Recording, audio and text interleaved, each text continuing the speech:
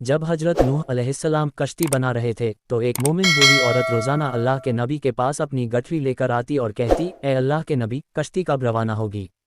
हजरत नूह सब फरमाते, अभी देर है। वह औरत शाम तक बैठी रहती और फिर उठकर चली जाती। एक दिन हजरत नूह सर ने फरमाया, ए औरत, जब जाने का वक्त आएगा तो तुम्हें बता दिया जाएगा। ये सुनकर वह औरत वापस चली गई और इंतज़ार करने लगी कि कब नूह सब उसे बुलाएंगे, लेकिन इसी दौरान अल्लाह का अजाब आ गया और कश्ती रवाना हो गई। हजरत नूह सब उस औरत को बुलाना भूल गए, ज़ाहिरी तौर पर उन्हें उसे बुलाने का ध्यान नहीं रहा। जब तूफान आया तो एक दिन हजरत नूह सब के दिल में ख्याल आया कि उस शहर को देखें जहां से वह चले थे।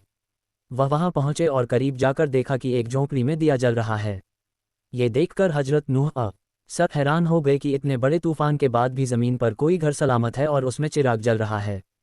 उन्होंने वहां तकबीर अल्लाह अकबर बुलंद की तो वही बूढ़ी औरत अपना सामान लेकर बाहर आ गई और कहने लगी, या नबी अल्लाह, क्या कश्ती तैयार है, चलें। हजरत नूह सर ने हैरानी से उसे देखा और कहा, रुको बुढ़िया, क्या तुम्हें कुछ भी पता नहीं चला। वह औरत बोली, या नबी अल्लाह, क्या नहीं पता चला।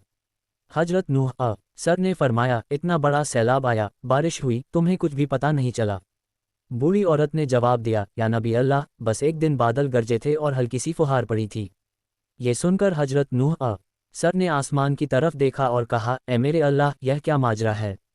अल्लाह ताला ने हजरत नूह सर पर वही इल्हाम भेजी, ए मेरे प्यारे नबी, इस औरत के दिल में तुम्हारी मोहब्बत थी और तुमने इसे वचन दिया था कि इसे नजात मोक्ष की कश्ती में लेकर जाओगे। चूंकि तुमने अपना वादा पूरा नहीं किया, लेकिन ए नूह सब मैं तुम्हारे वादे का जिम्मेदार था, इसीलिए मैंने इस बुढ़िया तक अजाब सज़ा को पहुंचने ही नहीं दिया। इमाम सज्जाद अलैहिस्सलाम ने अपने पास बैठे मोमिनों से फरमाया, ए मोमिनो, ये हदीस कथा क़यामत तक के मोमिनों तक पहुंचाना तुम पर वाजिब है। उन्हें बता दो कि जिसने हमसे मोहब्बत की उस पर क़यामत का अजाब ज़रूर आएगा। लेकिन जिस तरह इस बुढ़िया को पता नहीं चला, उसी तरह हमारे सच्चे मोमिनों को भी नहीं चलेगा कि कब क़यामत आए और कब चली गई।